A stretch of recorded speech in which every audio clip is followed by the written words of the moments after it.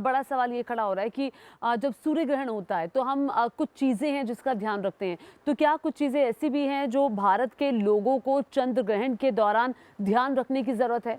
देखिए, पहली चीज़ मैं ये बता दूं, जैसे डॉक्टर करिश्मा और आपने कहा कि ये जो उपछाया चंद्र ग्रहण है ये भारत में दृश्य नहीं है, तो मैं नहीं, आपको मैंने हाँ, ये नहीं कहा है। हाँ, ये ऐसी रिपोर्टें आई हैं, नहीं, ये मतलब रिपोर्टें बिल्कुल गलत है। आप नासा के उसमें देख लीजिएगा, मैं आपको दिखा भी दूंगा कि आप नासा पे तो विश्वास करते ही हैं दर्शक लोग।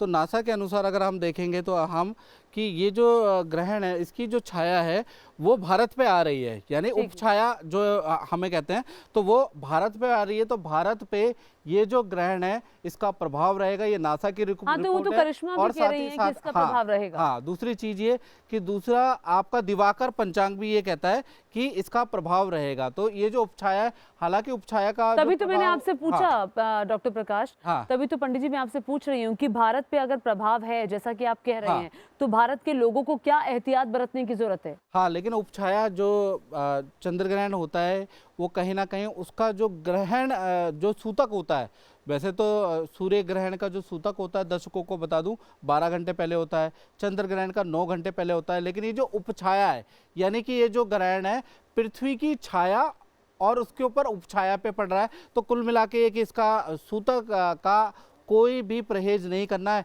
लेकिन चंद्रमा मनसो जाता, यानी चंद्रमा मन का कारक है, जैसा करिश्मा जी ने बताया। स्वाति और विशाखा नक्षत्र पे ये लग रहा है, तो चंद्रमा महिलाओं का कारक है, ठीक है ना, चंद्रमा मन का कारक है। तो कोशिश करिएगा 5 मई को जो महिलाएं हैं वो ड्राइव ना करें, याद रखिएगा। या तो अगर गृहस्थ महिलाएं हैं तो भारत में सारी महिलाएं ड्राइव ना करें? हाँ, कोशिश यही करिएगा कि महिलाएं किसी भी प्रकार का अगर लॉन्ग ड्राइव कर रही हैं। मुझे यहाँ पे थोड़ी सी मुझे है, क्योंकि इतनी सारी महिलाएं हैं, इतना जो बड़ा हमारा जो देश है उसमें हर महिला अगर तो मतलब ये आप कह रहे हो कि भारत की महिलाएं ड्राइव ना करें, बाकी देशों की महिलाएं ड्राइव कर लें? नहीं, जहाँ जहाँ ये ग्रहण लगेगा वहां पर कोशिश करें कि आप जो है महिलाएं जितनी भी हैं वो उस दिन ड्राइव ना करें, नहीं तो हल्की फुल्का तो आप कह रहे हो कि ये चंद्रग्रहण महिलाओं पर भारी है, क्या आप इत्तेफाक रखती हैं? देखिए, चंद्रमा जो होता है वो महिलाओं का कारक होता है, मन का कारक होता है, माता का कारक होता है, धन लक्ष्मी का कारक होता है। ठीक है, मैं पंडित जी से